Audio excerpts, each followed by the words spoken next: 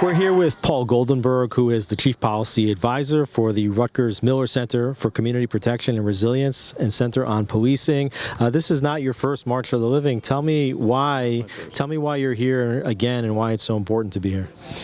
Yeah, this is probably my fourth year. The first two I came with my son. Last year was the first time working with Phyllis Heidemann and the Heidemann family that we decided to bring a large contingent of police chiefs here. With everything going on in the world, sometimes we forget that it's the police at the end of the day that are responsible for protecting not only the greater civil society, but in particularly the Jewish communities themselves. It's difficult these days to be a police officer. We're seeing crime going up in all kinds of cities, hate crimes in particular, and particularly anti-Semitic hate crimes are skyrocketing. What can you tell me about your message to police chiefs and other policing organizations about how they maintain control in their communities? You know, police chiefs are saying the same thing that vulnerable communities have seen for ages and centuries. They themselves, not necessarily because of the color of their skin or their religion, but the uniform that they wear and what they represent, which are democratic values, and it's really the fabric that keeps us together as a country. So go the police.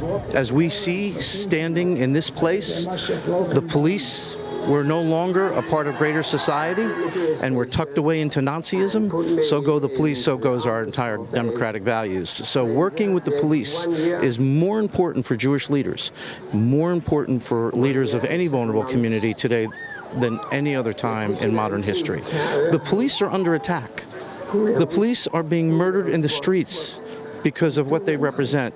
The police are being called horrific names because of who they are, and they're also suffering PTSD at a greater rate than any other segment of society right now. So there is definitely a very close affiliation with how America's police are feeling right now, and I believe in my heart that they have a very keen understanding of how the Jewish community is feeling at this point in time. Just in the last days and weeks, we've seen all kinds of protests and encampments on university campuses. Eric Adams, who's the mayor of New York City, reported that many of the people who were arrested from Columbia's campus encampment last week were outside agitators. Are you seeing a lot of agitators trying to create chaos at the campuses and in cities and in other communities? Look, in my humble opinion, this is no longer about being pro-Palestinian or supporting a Palestinian state. In the United States of America, the right to protest and free speech, that's what we're based on. But there is no right for anyone to terrorize or put fear in the hearts and souls, particularly of Jewish students that are on campus right now. What I'm seeing right now is unprecedented. I have never seen a greater time in American history or in the 30-plus years that I've been in policing, how young students have fear for their safety. And it's no longer about whether someone has the right to free speech. When another group, in the name of a geopolitical event, goes after another group and terrorizes them with terroristic threats and chants for death, that absolutely is no longer just a civil right violation, but we're looking at potential hate crimes. And what tools do police officers have to try to keep protest movements from getting violent, from getting out of control in cities? Here's the problem. Many of the campuses are policed by either security departments or by campus police departments, all trying to do their best out there, all doing really good jobs, but they are not getting the support necessarily of the campus administrators and executives. And I don't think that the campus administrators themselves, who are very smart people with a lot of PhDs, quite understand the roles and responsibilities of what a police department under their tutelage can or cannot do.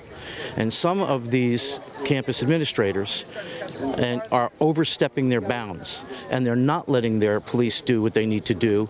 If a law is broken, that completely changes the rules of engagement from free speech, or changes the rules of engagement for peaceful protest. If laws are broken, the police need to do what they are trained to do, and that is to execute arrests, and that is to stop whatever is happening at that time that is putting others in fear for their lives, particularly right now, Jewish students. Paul Goldenberg, thank you for everything you're doing to protect the Jewish community in America. Stay safe out there, and thank you for being here on the March for the Living. Thank you. Thank you very much, and it's an honor to serve here.